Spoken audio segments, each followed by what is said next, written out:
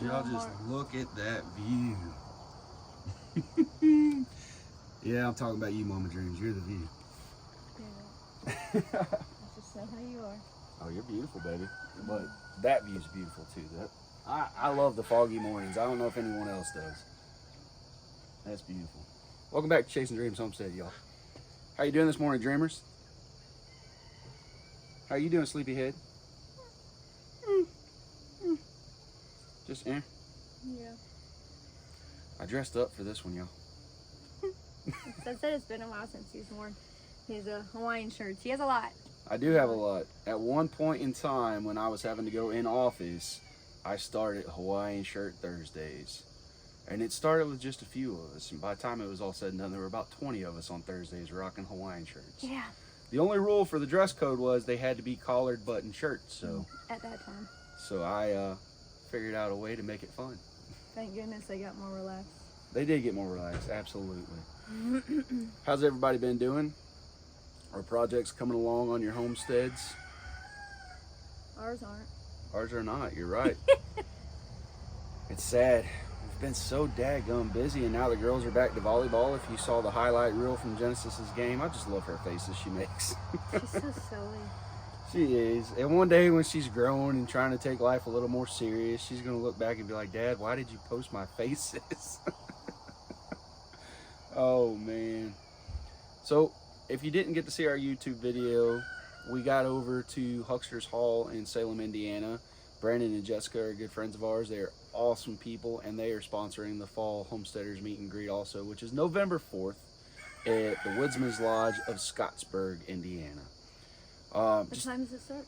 8 a.m. to 5 p.m., followed by a hog roast and a large dinner. We decided to move the dinners to the end. That way they don't break up the class schedule so much, because our spring event, the dinner took about an hour and a half longer than, or the lunch I should say, took about an hour and a half longer than we anticipated.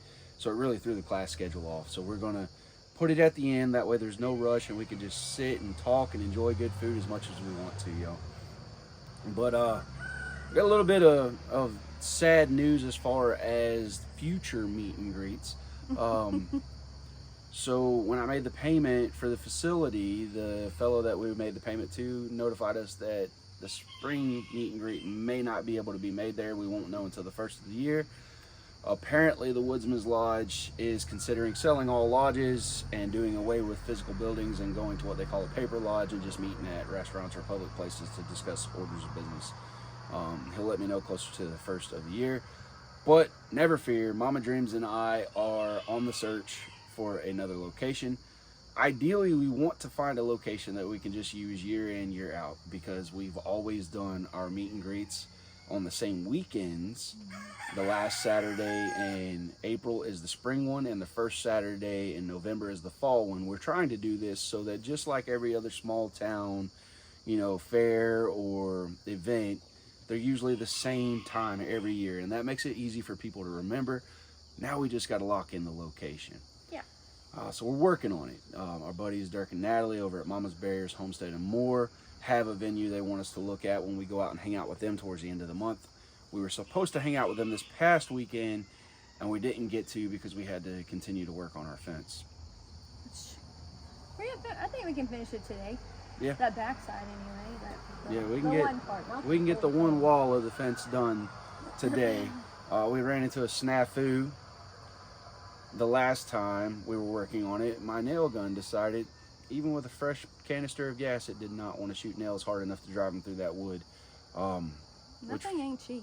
No, that really does suck, because that's probably one of the more expensive tools I've bought in my lifetime, and it has helped projects tremendously because of how fast you just shoot nails.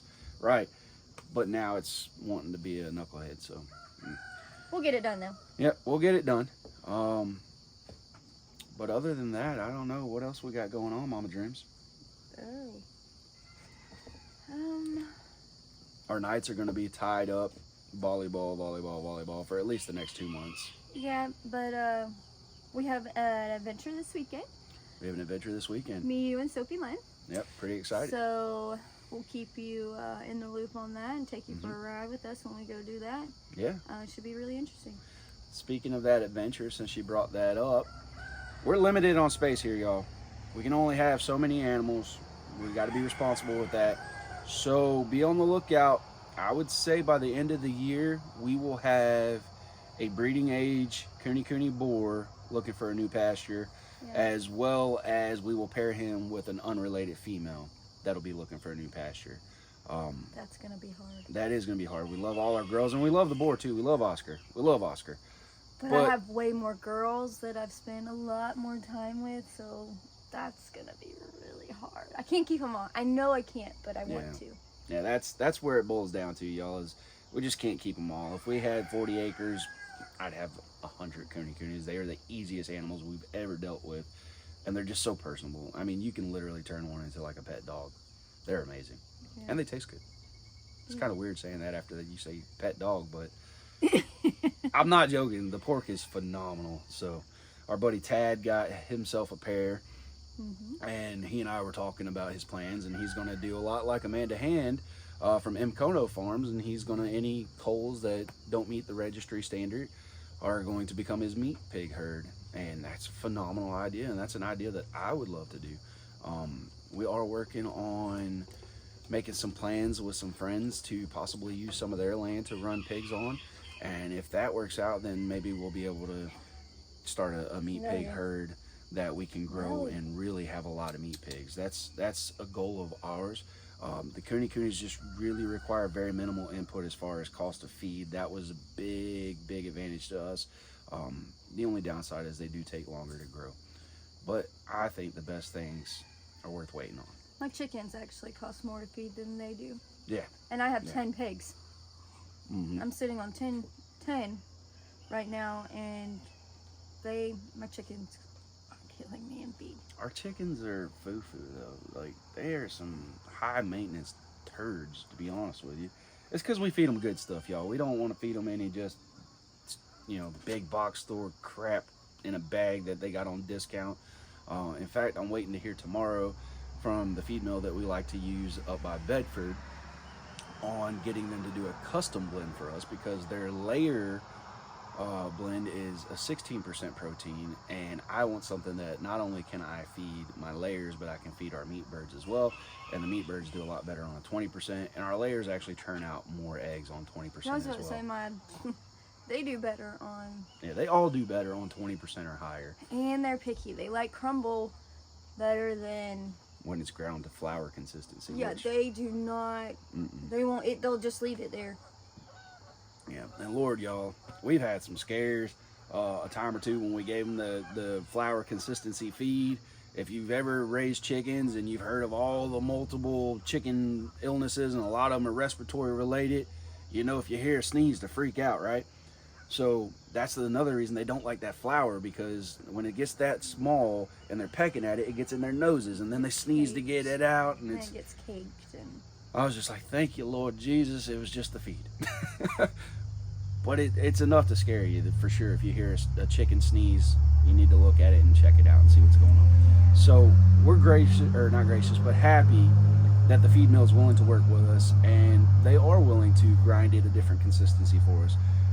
There are strings attached to that, though. We have to buy a certain amount of feed, which is more than we want to buy at a time, but it just means we'll go there less often. So it'll work out. But, yeah. We're in the process, so. Yeah, we're in the process. What fall plans do you guys have? What fall projects do you guys have? Me and Mama Dreams have far more projects than we have time to do. Here shortly, I've got to start ripping out the front room floor of our house. That's been an ongoing issue since we bought the house. There's a lot of things that were band-aided that we were not aware of, and we discovered them as we took things apart and started trying to redo things.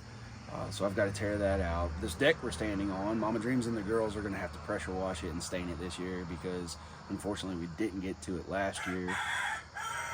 You're going to stain it. I'm going to stain it. We're not having the girls help on that. Okay. Well, Mama Dreams is But gonna stain it. I don't know when I'm going to fit that in. She's going to have to, though, before it gets cold. Because you put a lot of money and a lot of time into something, you want it to last.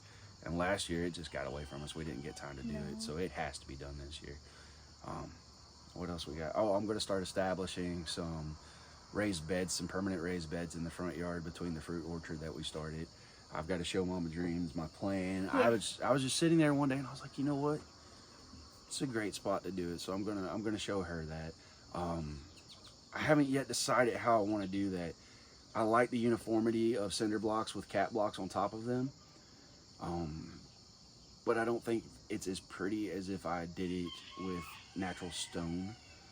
I don't want to use logs up there. We've used logs in other locations and I like them and they work well and they're natural, and as they break down, it's fine. You can replace them.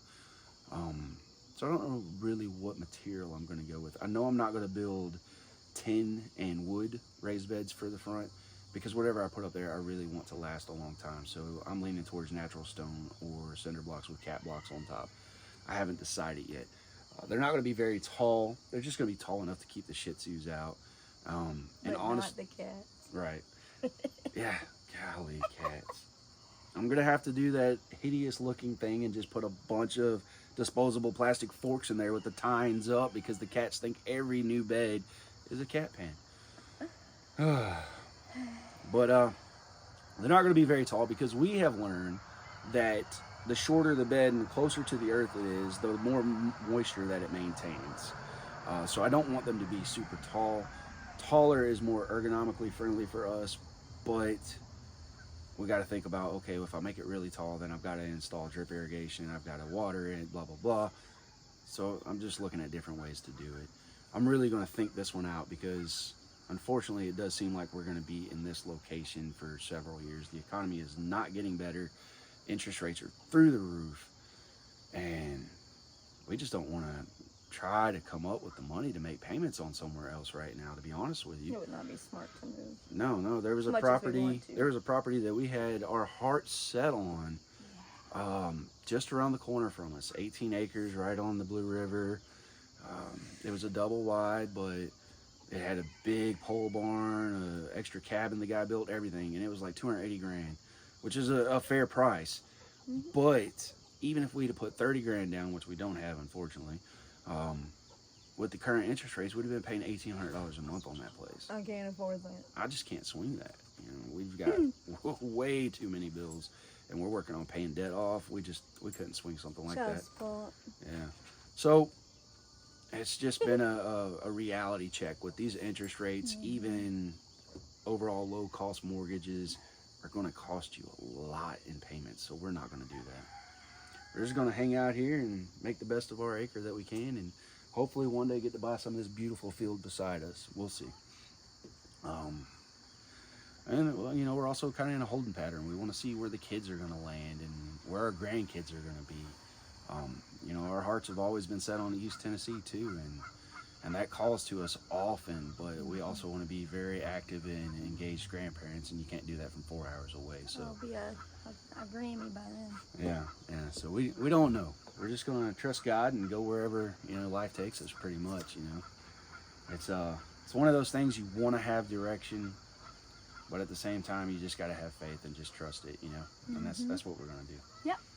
Yep. Guys and girls, we do these coffee chats just to let you know about our lives, but also to ask you about your lives. So please feel free to share us any kind of information about your lives. And if you guys are going to host any kind of homesteading events, let us know. If we're not already obligated, we'll come out and support you. We love to travel. We love to go on adventures, is what we call them. And I love meeting new people. So, you know, just let us know. You're always welcome to send us flyers for your events. We'll share them in our group and on our YouTube channel, etc. We love supporting the community. So feel free to let us know what's going on in your lives too. We care. But as always, y'all, till next time. Keep dreaming.